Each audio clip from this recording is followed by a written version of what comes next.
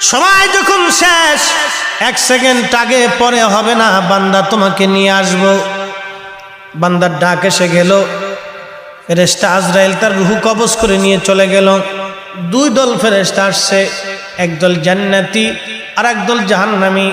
2 দল ফেরেশতা বদনবাদ শুরু করলো, বিতর্ক। জান্নাতি দল বলল, আমরা তাকে জান্নাতে নিয়ে যাব। এই বান্দা 100 জন মানুষ হত্যা করে তওবা করার জন্য আল্লাহর ওলির বাড়ির দিকে রওনা করেছিল, কিন্তু আল্লাহর ওলির কাছে যেতে পারে নাই, তার আগে সে মারা গেছে, এই জন্য জান্নাতে নিয়ে যাব।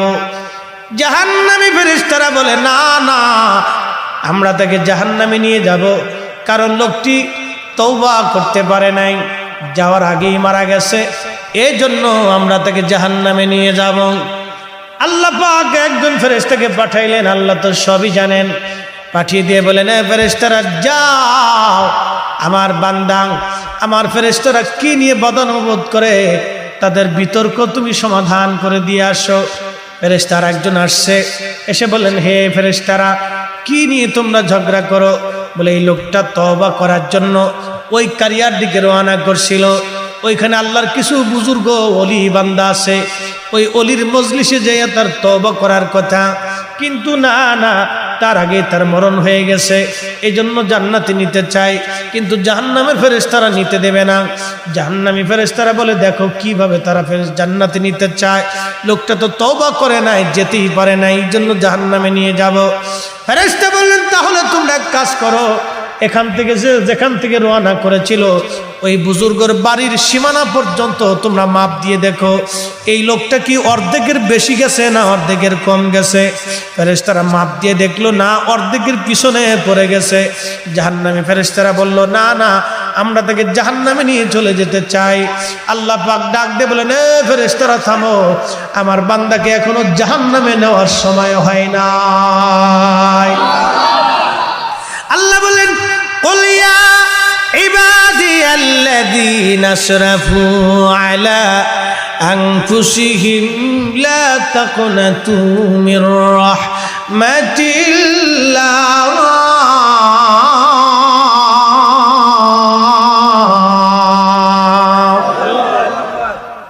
আল্লাহ বলেন, হুজুর আপনি বলেন, হে আমার বান্দারা, তোমরা আমি আল্লাহর রহমত থেকে নিরাশ হইও না। যদিও তোমরা নফসের সাথে জুলুম করো, কবিরা গুনাহ করো, অনেক অনেক পরিমাণে গুনাহ করছো, চিন্তার কোনো কারণ নাই।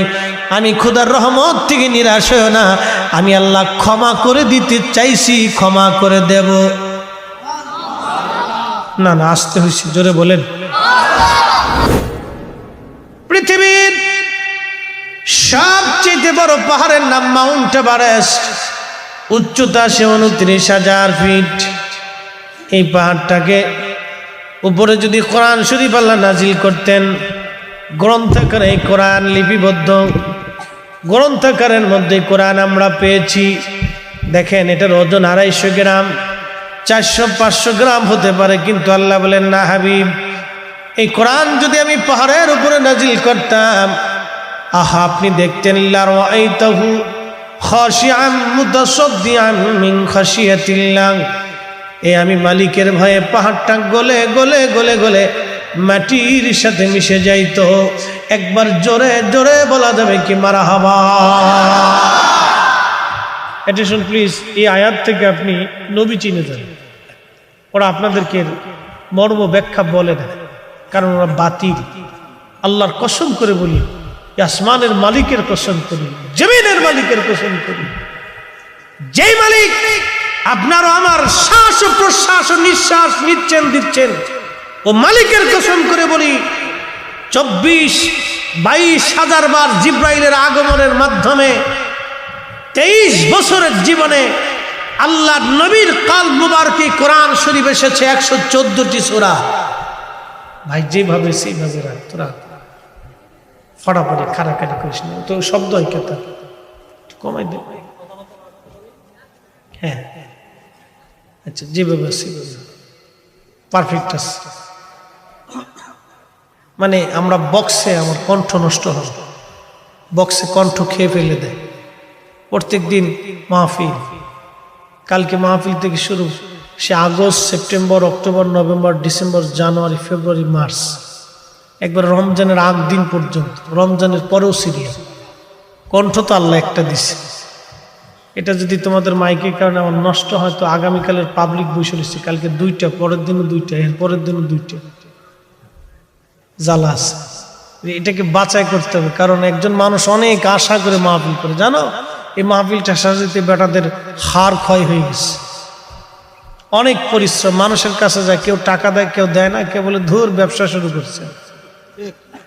কথা কর না কেন? কে বলে এত মাহফিল দিয়ে কি হবে, মাহফিল দিয়ে কি হয়, মাহফিলে লাভ কি, কত কথা, কথার শেষ। এই জন্য অনেক কষ্ট হয়। আমি ওয়াজি করতে না পারলাম তাহলে এদের সমস্ত আয়োজনটা বৃথা চলে যাবে। এই জন্য আমার মেশিনের অনেক দাম, বিরাট দাম। এটা আল্লাহ দিছে, বিলিয়ন কোটি টাকা খরচ করলে এটা পাওয়া যাবে, কোটি কোটি টাকা খরচ করলে এটা পাওয়া যাবে। এটা আল্লাহর পক্ষ থেকে আসে। আল্লাহ কোরআনে বলতেছেন, হাবিব আমি এই কোরআনকে নাজিল করতাম যদি পাহাড়ে, তো ওটা ভয়ে একবারে গলে মাটির সাথে মিশে যায়। এ কোরআন নাজিল করছেন আল্লাহ তার হাবিবের কালব মোবারকের ভিতরে। একসাথে আওয়াজ তুলে বলা যাবে সুবহানাল্লাহ। ও মুসলমান, জবাব দিবেন বুঝে থাকলে। যেই কোরআন পাহাড়ে রাখলে কোরআন খোদার ভয়ে গলে মাটির সাথে মিশে যাইতো, মাউন্ট এভারেস্টের মতো এত বড় পাহাড় যদি গলে যায়, তাহলে আল্লাহর নবীর কালব মুবারকের ওজন কত?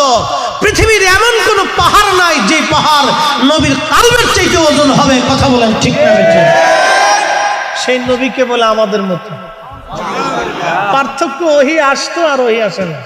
কত বড় মৌলবী সাহ, মৌলবী সাহ। হ্যাঁ, সর্বনাশ। আপনার আবার মাঝে মধ্যে খুব একবারে ইমোশনাল হয়ে যায়। ওরে বাপরে বাপ, কত বড় হুজুরি বলছে জানেন? হুজুর মদিনার থেকে পড়ে আসছে, আজহার থেকে পড়ে আসছে, দেবন থেকে পড়ে আসছে, অমুক জায়গা তমুক জায়গা, আগা ছাতা, আতা মাথা খাতা লেতা। আল্লাহ রসুলের ইজ্জতের বিরুদ্ধে যে কথা বলবে, মক্কা মদিনার ইমাম সাহেবকেও চিনার টাইম নাই। কথা বলে ঠিক না? কথা ক্লিয়ার না ভেজাল আছে? একবারে ক্লিয়ার, এখানে কোনো ভেজাল নাই। নবীর উম্মতেরা, এই কোরআন শরীফ আল্লাহ পাঠিয়ে আমাদেরকে